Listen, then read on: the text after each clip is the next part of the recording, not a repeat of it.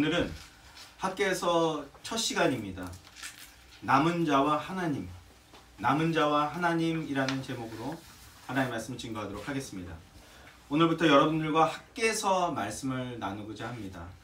학교에서는 지금 보셨듯이 구약성경 제일 끄트머리에 있습니다. 그리고 우리가 흔히 접하지 않게 되는 성경 중에 하나가 바로 학개서죠.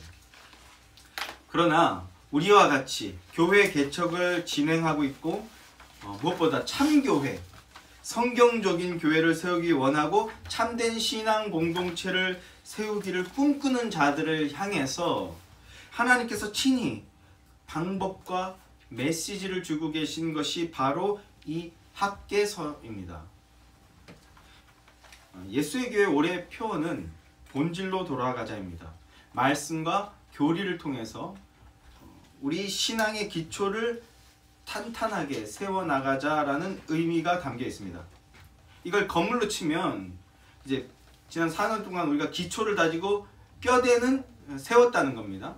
뼈대를 세웠으니까 세워진 뼈대에 벽돌을 쌓듯이 면을 만드는 작업에 해당한다. 이런 이미지로 제가 말씀을 드린 적이 있는데요. 이러한 영적 작업의 원리, 이 원리를 하나님께서 몸소 보여주시고 친히 보여주고 계신 것이 바로 학개서입니다. 학개서는 회복에 관한 말씀이고요. 그리고 하나님 나라 재건에 관한 말씀이고, 그리고 성전 건축에 관한 말씀입니다. 좀 더 구체적으로 말씀드리자면 학개서는 시간적 배열이 구약 성경의 에스라서의 내용과 연결이 되어 있어요. 총 10개의 장으로 구성되어 있는 이 에스라서의 4장의 내용에 뒤이어지는 것이 바로 학개서입니다. 그 4장의 내용에 뒤이어서 연결되어지고 있는데, 이 에스라서 1장부터 4장의 말씀은 성전 건축을 시도하다가 중단되었다는 겁니다. 이 중단된 성전 재건을 재개하라. 중단된 성전 재건을 재개하게 되는 과정들에 관한 말씀이 바로 학개서입니다.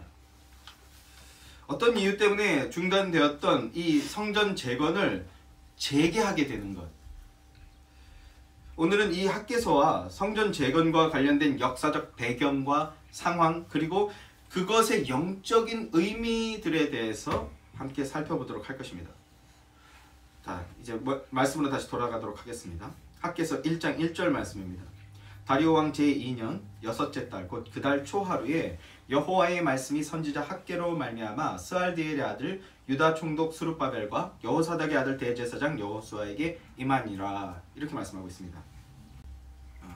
페르시아의 제3대 왕 다리오 1세가 즉위한 지 두 번째 해의 6월 1일이다 라고 이렇게 말씀하고 있는데요.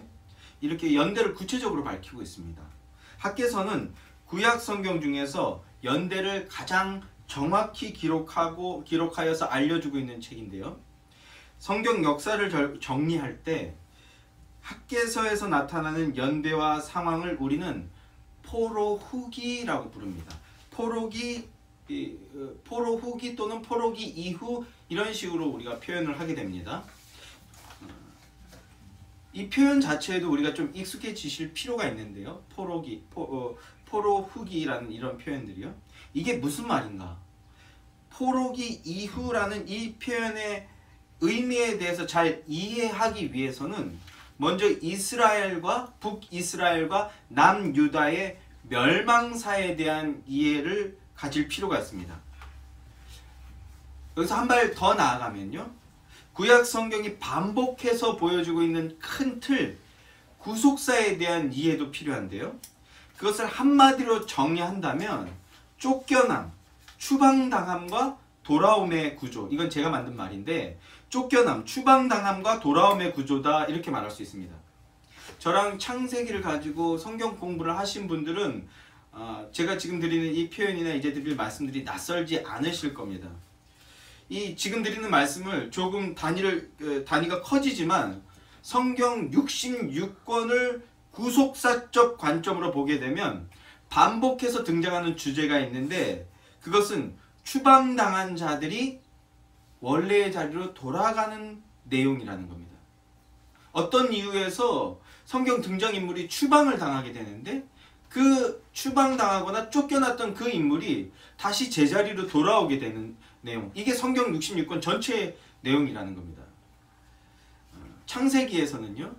이것이 내러티브로 가장 뚜렷하게 나타나고 있습니다. 먼저 믿음의 조상이라고 하는 아브라함은요. 본토 친척 아비의 집을 떠나 하나님이 약속하신 땅으로 가는 여정을 보여주죠.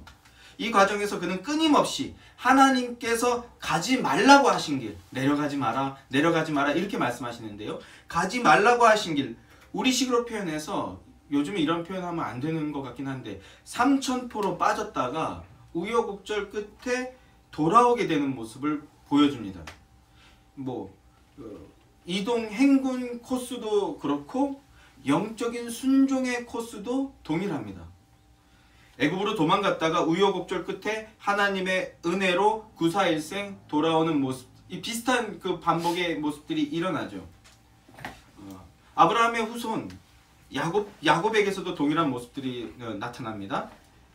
야곱은요 차자임에도 불구하고 자신의 스킬을 통해서 장자의 축복권을 자기 것으로 만들어 소유하고 있었죠. 이 장자의 명분은 약속의 땅 안에 머물 때만 유효한 겁니다. 약속의 땅 안에 있을 때만 이 장자의 명분이 유효한 겁니다. 그러나 우리가 잘 알고 있듯이 야곱은 자신에게 스스로 빠져서 도망칠 수밖에 없었고요.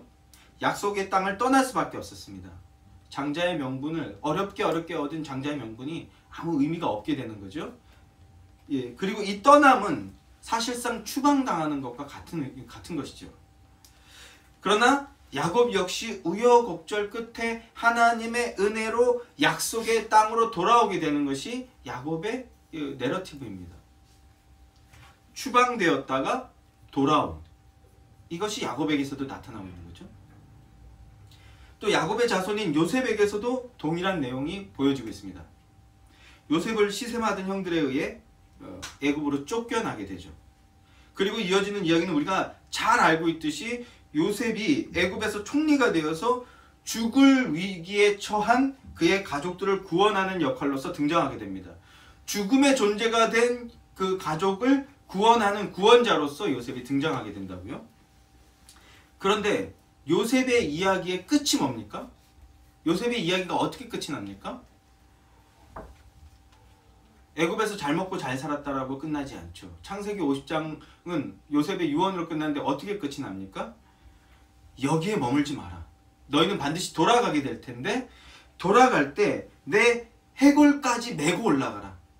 나는 해골조차도 이 세상 나라 애굽에 머물 수 없다. 왜냐하면 그게 하나님의 언약이기 때문에 그렇다는 겁니다. 그 말씀을 기억하기 때문에 요셉은 유골이 되어서라도 돌아가겠다. 이것이 요셉의 유언이었고요. 그 일은 어떻게 이루어집니까? 모세가 출애굽할 때 요셉의 유골을 가지고 가죠. 그러니까 요셉은 유골이 되어서 약속의 땅으로 돌아가는 거예요. 죽을 존재가 되어서 추방당했다가 그 우여곡절 그때 이 우여곡절은 뭡니까? 하나님의 섭리죠. 섭리로 인하여서 다시 약속의 땅으로 돌아오는 것.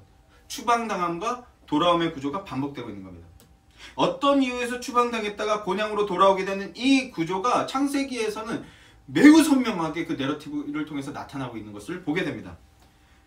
구약성경에서 이 구조를 가장 강렬하게 보여주는 사건은 따로 있죠. 어떤 사건입니까? 바로 출애굽 사건입니다. 출애굽 사건. 요셉에 의해서 시작되고 모세를 통해서 진행되고 여호수아에 의해서 완성된 바로 출애굽 사건입니다.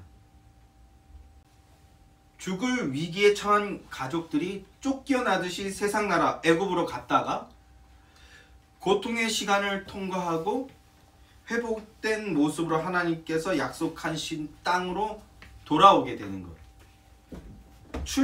이 출애굽의 핵심도 쫓겨났다가 돌아오게 되는 그런 패턴, 그런 구조를 보여주고 있는 겁니다. 이 구조, 이 패턴을 성경 전체로 확대해 보았을 때 성경의 가장 첫 머리를 보면 어떤 이야기가 나옵니까? 완전한 하나님의 형상을 지니고 있던 인류의 시조, 아담과 하와가 범죄함으로 저주를 받게 되죠. 어떤 저주를 받습니까? 에덴에서 쫓겨나고 추방당하는 저주를 받습니다.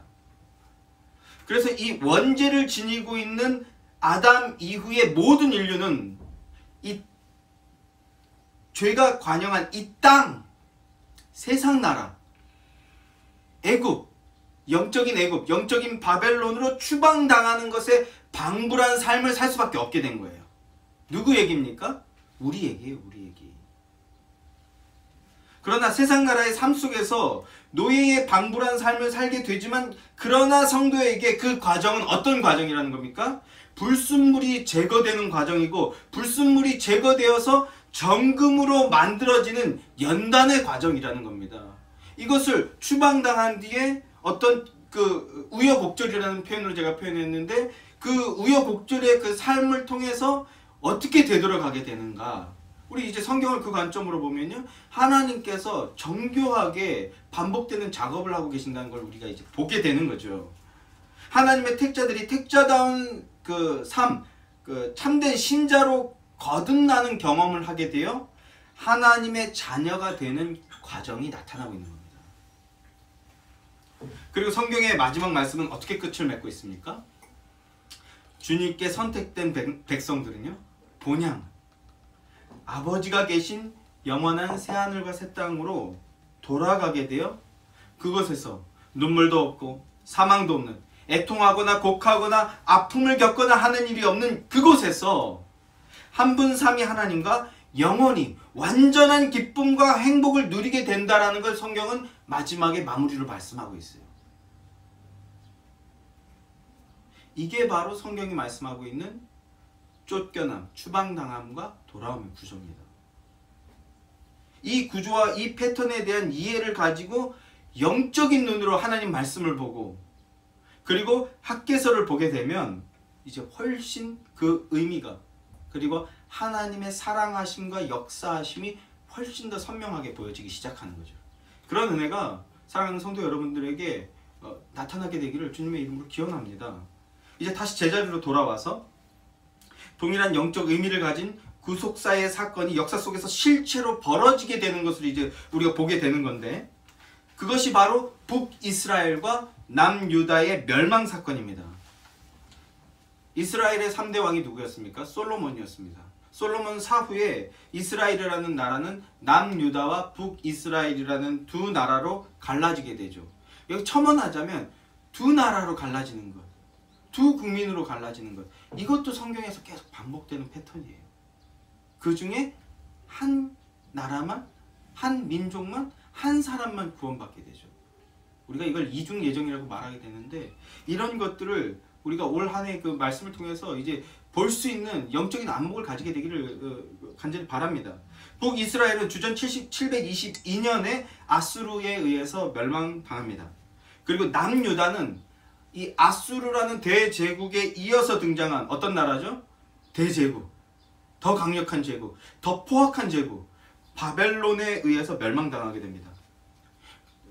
특히 남유다는요, 멸망당하는데 총 3차에 걸쳐서 점진적으로 이제 멸망이 이루어지게 되는데, 이것을 우리가 신학적인 표현으로 바벨론 유수 이렇게 표현합니다. 바벨론 유수.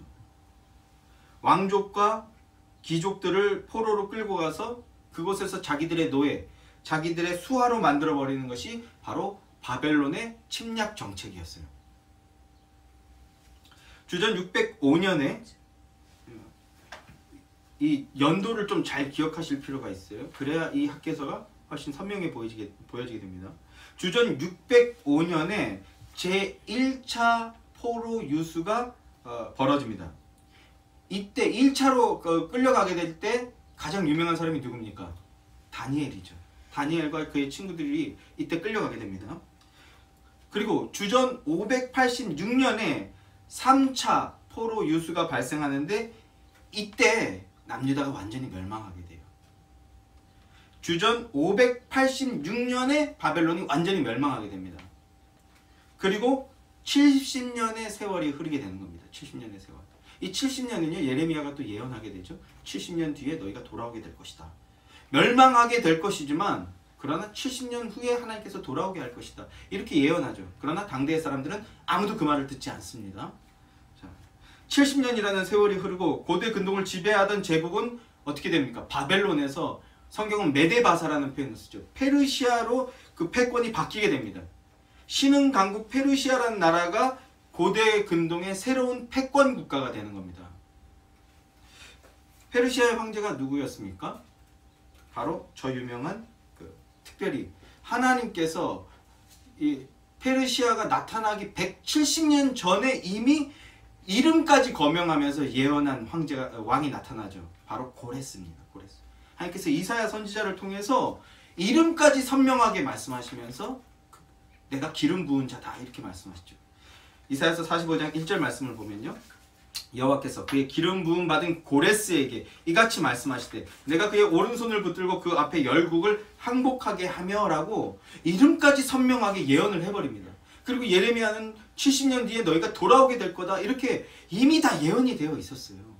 하나님의 주도적인 작정과 계획과 섭리가 있을 거라는 거였습니다. 유다를 회복시킬 자로 고레스라는 이름이 정확하게 예언이 되어 있었습니다. 하나님께서 예언하신 이 고레스가 왕이 되어서 페르시아의 왕이 되어서 한 일이 뭡니까? 바로 고레스 칙령이라는 것을 발표하는 것이었습니다. 이 고레스 칙령이 뭐냐 하면 바벨론에 의해서 속국이 되어서 포로가 된 사람들, 포로로 끌려와서 이 땅에 머물고 있는 사람들 다 본국으로 돌아가게 해주겠다. 자신들이 희망한다면 누구든지 다 돌려보내겠다. 이게 바로 고레스 칙령입니다. 이 칙령에 의해 바벨론의 노예가 되었던 유대의 민족들은요 다시 본향으로 돌아갈 수 있는 길이 열렸던 겁니다. 이런 역사적 상황과 배경을 우리는 바벨론 포로 이후라고 이야기하는 거예요. 바벨론 포로 후기 또는 바벨론 포로 이후라고 정리하여서 명명하게 되는 겁니다. 자, 여기까지가 구약 성경의 에스라서, 느헤미야서, 스가랴서 그리고 오늘 우리가 본문으로 붙들고 있는 학개서의 역사적 상황과 배경입니다.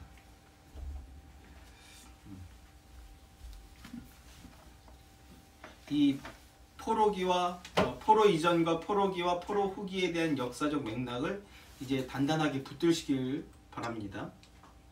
이제 포로에서 다시 자유인이 되어 유대 땅으로 돌아오게 되는데 그런데 이것도요 3차에 걸쳐서 진행이 됩니다.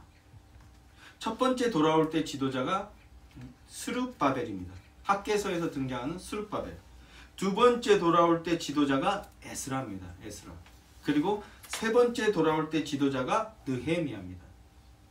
학개서는 바로 1차 포로 귀환자들 스룹바벨과 함께 돌아온 자들에 대한 이야기예요. 총독 스룹바벨과 대제사장 여호수아를 리더로 삼아서 함께 돌아온 사람들, 그 사람들에게 나타났던 사건과 그런 자들에게 하나님께서 말씀하고 계신 내용이 바로 학개서입니다. 이제 이 포로 귀환자들, 돌아온 사람들에 대해서 말씀을 나눠봅시다. 성경은 특히 예언서는요 바벨론 포로에서 귀환한 자를 특정하여서 부르는데 뭐라고 부릅니까? 이건 역시 제가 굉장히 많이 말씀드린 단어인데 남은 자라고 부릅니다. 남은 자. 이것도 잘 기억하시기 원합니다. 왜냐하면 신약에서 이 남은 자가 뭔지 사도 바울이 친히 설명해 주거든요. 자, 그들을 귀환한 자라, 포로에서 귀환한 자들을 귀환자들을 남은 자라고 부릅니다. 이사야서 10장 20절부터 22절 말씀 제가 읽어드리겠습니다. 그날에 이스라엘의 남은 자와 야곱 족속에 피난한 자들이 다시는 자기를 친 자를 의지하지 아니하고 이스라엘의 거룩하신 여호와를 진실하게 의지하리니 남은 자 곧 야곱의 남은 자가 능하신 하나님께로 돌아올 것이라. 이스라엘이여 내 백성의 바다의 모래 같을지라도 남은 자만 돌아오리니 넘치는 공의로 파멸이 작정되었습니다. 바다의 모래 같을지라도 남은 자만 돌아오리니 이렇게까지도 예언이 되어 있었습니다. 이 남은 자, 남유다가 바벨론에게 멸망당했을 때 많은 사람들이 포로로 끌려갔습니다. 특히 앞서 말씀드린 대로 왕과 왕족들과 귀족들, 사회의 지도층과 주류 세력들이 모조리 끌려가게 되었습니다. 어떻게 됐을까요?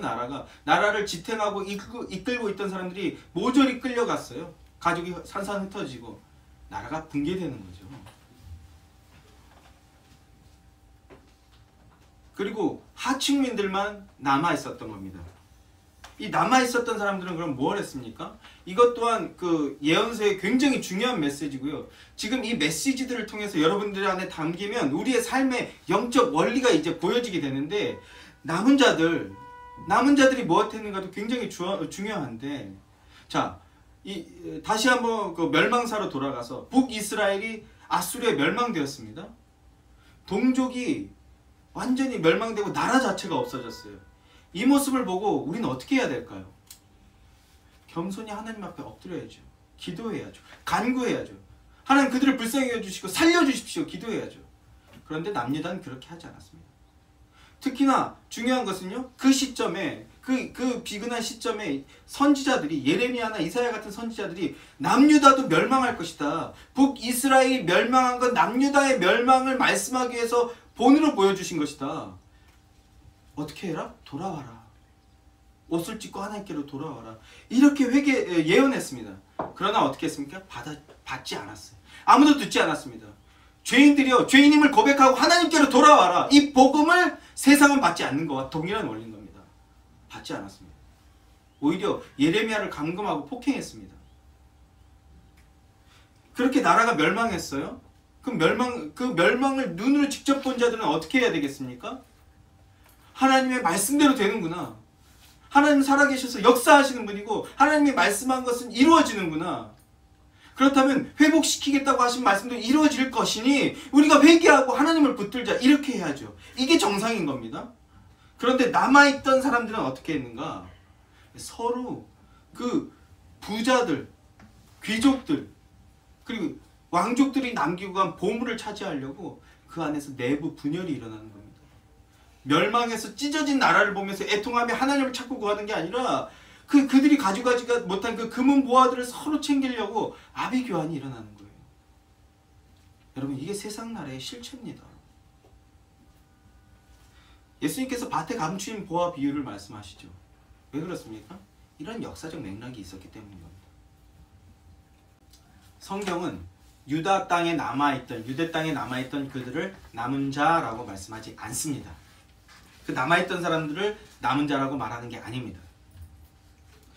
또 시간이 흘러서 페르시아에서 이제 기환하게 되었지 않습니까?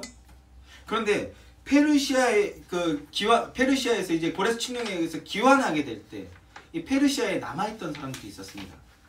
가장 대표적인 사람이 누구라고 말씀드렸습니까? 우리가 잘 알고 있는 에스더죠. 에스더와 모르드게입니다. 맞아요. 우리 임주신 어린이 영어 이름이 에스더예요.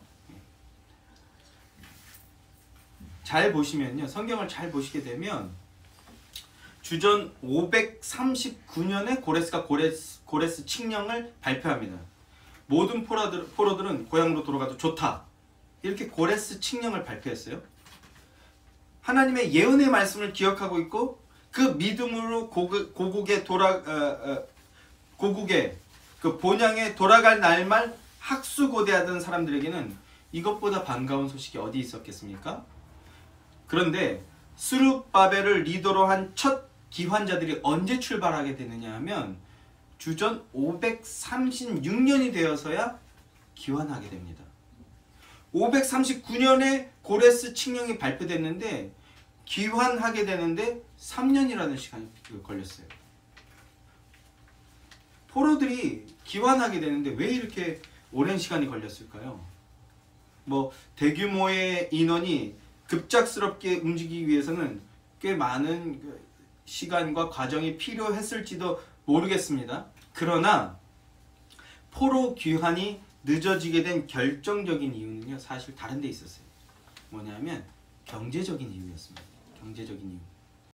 어떤 경제적인 이유인가? 여러분, 유대 민족이 어떤 민족입니까? 예나 지금이나 어떤 사람들입니까? 전 세계 어디를 갖다 놔도 누구보다도 잘 먹고 잘 사는 사람들이죠. 지금도 이게 사실인지 아닌지 저희 같은 일반 사람들은 알 수가 없는데 잘 모르겠어요. 음모론인 것 같기도 하고 사실인 것 같기도 하고 잘 모르겠는데 전 세계 금융권의 핵심을 유대인들이 다 쥐고 있다, 이런 얘기들이 나오지 않습니까? 유대인들은요, 바벨론의 포로로 끌려갔지만 그러나 70년이라는 시간 동안 그들은 현실에 적응하다 못해 아예 그곳의 주류 세력들이 되어버렸어요. 애굽에서도 그랬는데 바벨론에서도 또 그러는 겁니다. 대표적인 인물로 누가 있습니까? 다니엘이 있죠. 다니엘은요, 나라의 3인자 자리까지 올라간 사람입니다. 다니엘뿐만이 아닙니다. 심지어 에스더는요, 어디까지 올라갑니까? 왕후까지 올라가죠. 왕후까지. 하만을 물리친 모르드게는 왕 다음 가는, 아하수에로 왕 다음 가는 실권자가 되어버립니다. 바벨론에서 잘 먹고 잘 살게 된 거예요. 경제적인 안정과 풍요를 누리게 된 이 사람들이 굳이 고향으로 돌아가야 할 이유가 없어진 겁니다. 성경은요, 이 페르시아에 남아있던 사람들을 남은 자라고 말씀하고 있지 않습니다. 성경은 그 페르시아에 남아있지 않고 꾸역꾸역 다시 유대 땅으로 돌아간 사람들, 그들을 남은 자라고 말합니다. 이사야가 예언했던 그 남은 자. 성경은 페르시아에 남지 않고 굳이 유대 땅으로 돌아간 사람들, 그들을 남은 자라고 말씀합니다. 남은 자. 이것이 그 예언서의 굉장히 중요한 어떤 개념입니다. 남은 자 사상이라고 흔히 말하는데, 사랑하는 성도 여러분, 저는 이 남아있던 자와 남은 자, 이 두 부류의 대조를 통해서 여러분들이 영적 인사이트를 얻게 되기를 원합니다. 이 두 부류를 말씀을 통해서, 바라봄을 통해서 참된 구원의 신자들의 영적인 상태와 신앙과 삶의 내용들, 어떠해야 하는지를 스스로 깨닫고 그 말씀의 원리를 붙들고 살게 되는 그 은혜가 임하게 되기를 저는 간절히 소망합니다. 고국으로 돌아가는 것은요, 오직 믿음의 반응이었습니다.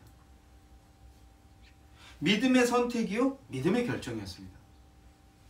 고국으로 돌아간다는 것은 현실적인 그 안정을 포기하고 버리는 선택이었어요.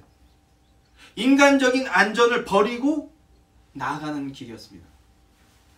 게다가 고국에 가서는요, 어떻게 됩니까? 죽어라 고생하는 일만 남아있는 그런 선택이었습니다.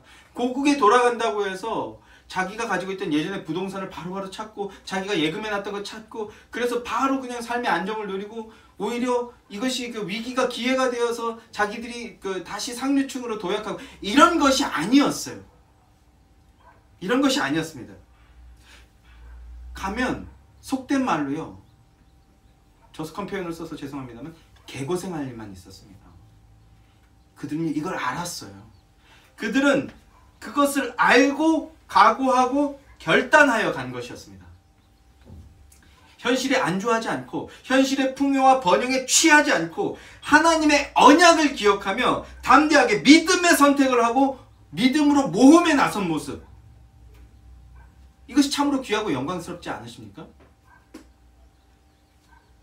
모르긴 몰라도 저는 그들이 그런 생각을 스스로 했을 것 같습니다. 다윗의 후손인 스룹바벨과 함께 고국으로 돌아가 무너진 성전을 제거하고 파괴된 하나님의 나라를 재건하겠다, 이런 청운의 꿈을 안고 돌아갔을 것입니다. 어떤 어려움이 와도 믿음으로 내가 이겨내겠다, 결연한 의지가 분기탱천했을 것입니다. 믿음의 용사들이 되고 헌신자들이 되고 사명자들이 되어서 고국으로 돌아가는 것입니다. 우리는 그들을 남은 자라고 말하는 겁니다. 사도 바울은 이것을 뭐라고 얘기합니까? 성도라고 표현하는 겁니다. 성도. 남은 자라는 건 뭐라고요? 믿음으로 사는 성도들을 얘기하는 겁니다. 자, 믿음으로 결단한 자들이 이 5만여 명이 예루살렘으로 돌아왔습니다. 70년 만에 돌아온 고국은 예상보다도 훨씬 더 심각하게 파괴되어 있었습니다.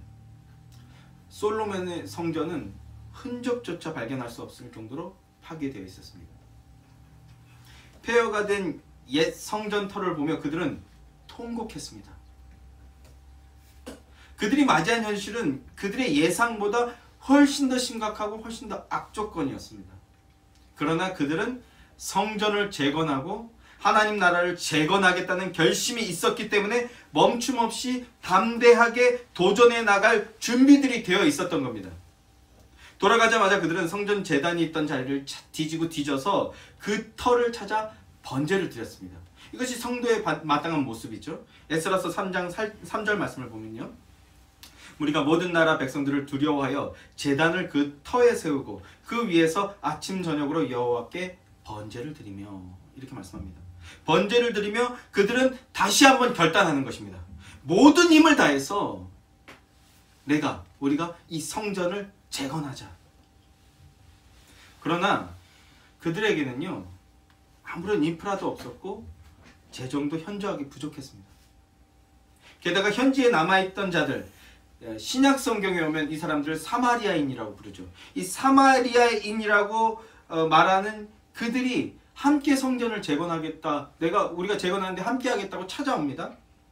남유다를 멸망시킨 바벨론 귀족들은, 바벨론은 그 나라의 귀족들을 자기 나라로 끌고 감으로써 그 남아있는 나라는 자체적으로 붕괴되게 만들고, 그리고 우수한 인력들은 자기 나라로 오게 하는 이런 침략 방식이었다고 말씀드렸죠. 그런데 이에 반해 사마리아가 속해 있던 북이스라엘을 멸망시킨 나라 어느 나라입니까? 아수르는요, 어떤 그 침략 정책을 썼냐면 혈통을 섞어버리는 거예요. 혈통을 섞어버려서, 그래서 문란해지고 혼란해지게 하는 방식, 정체성을 잃고 방향성을 잃게 만드는 방식, 이게 아수르의 침략 정책이었습니다. 이 정책은 아브라함의 후손이라는 이 순혈주의와 유일신을 섬긴다는 이 이스라엘 민족에게는요, 너무나도 파괴적인 정책이었어요. 너무나도 파괴적인 정책이었습니다. 그것 때문에 아직까지도 싸우고 있잖아요. 이런 아수르의 정책으로 인해 배도하던 북이스라엘은 마지막 남아있던 그 신앙적 어떤 가능성마저 모두 철저하게 파괴된 것입니다. 혼합 종교가 되어서 하나님을 배도하는 사마리아인들이 와서 성전 재건을 돕겠다라고 말하고 있는 겁니다.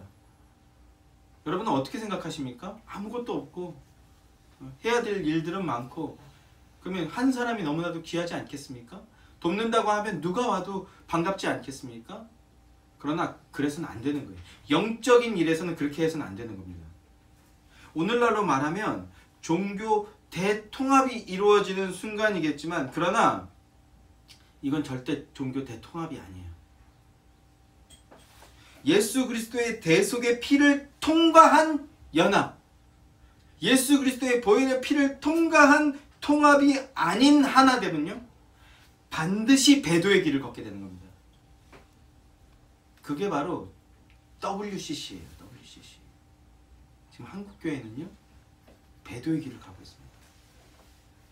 이 예언서의 말씀을 우리가 열심히 읽고 배우고 깨달아야 하는 이유가 바로 우리에게 이루어지고 있는 이 영적 현실과 동일한 사건들이 벌어지고 있기 때문입니다. 그것을 분별할 수 있는 지혜가, 성경적인 기준이 우리는 너무나도 필요한 시대입니다.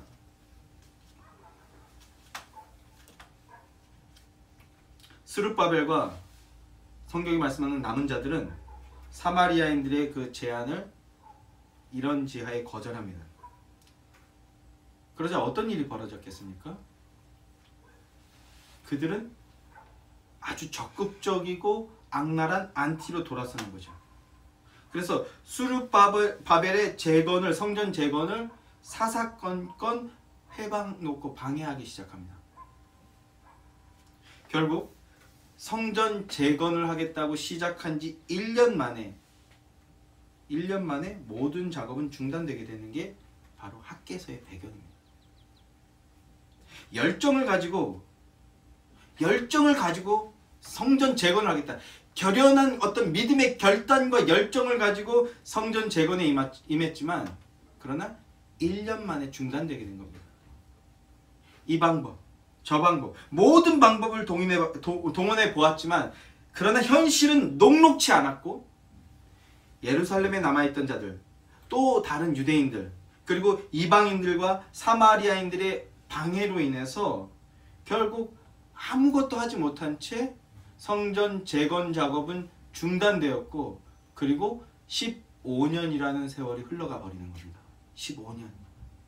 말이 15년이죠. 말이 15년이죠. 이제 오늘날은 100세 시대지 않습니까? 100세 시대의 15년 어떻게 보면 이제 많이 짧아진 시간이라고 할 수 있지만 그러나 15년을 허송세월했다? 어떤 느낌인지 좀 오시겠습니까? 추후에 본문을 좀 더 세세하게 살펴볼 때 또 말씀드리게 되겠지만 제 학교 동기 중에 같이 학교에서 기도 모임을 하던 동생이 하나 있었는데 그 동생의 부모님이 중국 선교사셨어요. 기도 모임을 하면서 어느 날 그 동생이 제게 이렇게 얘기하더라고요. 이제 영적으로 저희가 서로 상당히 신뢰하는 관계가 되었을 때 그 친구가 자기 부모님 선교에 대해서 말하면서 이렇게 웃으면서 얘기하는 거야. 오빠 어떻게 10년 동안 한 명도 안 와요. 이걸 웃으면서 말하더라고요. 아빠 엄마가 삶을 다 내놓고 중국 선교로 가서 중국 선교를 하는데 그런데 10년 동안 한 명도 안 왔다고. 한 명도 안 왔다고. 그 안에 믿음이 없다면 고백할 수 없는 거죠. 근데 저는 너무나 뭐 그때 전 젊다면 젊고 어리다면 어렸으니까 너무나 충격적으로 들리는 거예요. 웃으면서 어떻게 한 명도 안 와요 10년 동안. 여러분 어떠십니까? 예수의 교회 앞으로 10년 동안 한 명도 안 온다면 여러분들의 마음은 어떠시겠습니까? 우리는 이제 앞으로 말씀을 나눌 때 이것보다 훨씬 더 깊은 단계로 나가야 되는데 여러분 믿음으로 살겠다고 결단하고 헌신하는데 10년 동안 하나님의 응답이 하나도 없다면 여러분은 어떻게 하시겠습니까? 15년 동안 하나님의 음성이 1도 들리지 않고 삶의 개혁이 전혀 일어나지 않아요. 핍박과 고난과 아픔과 고통과 눈물과 애곡함만 계속해서 반복해서 일어납니다. 여러분의 믿음은 어떻겠습니까? 여기로 나아가셔야 되는 거예요. 그렇게 15년의 세월이 흘러가 버린 겁니다.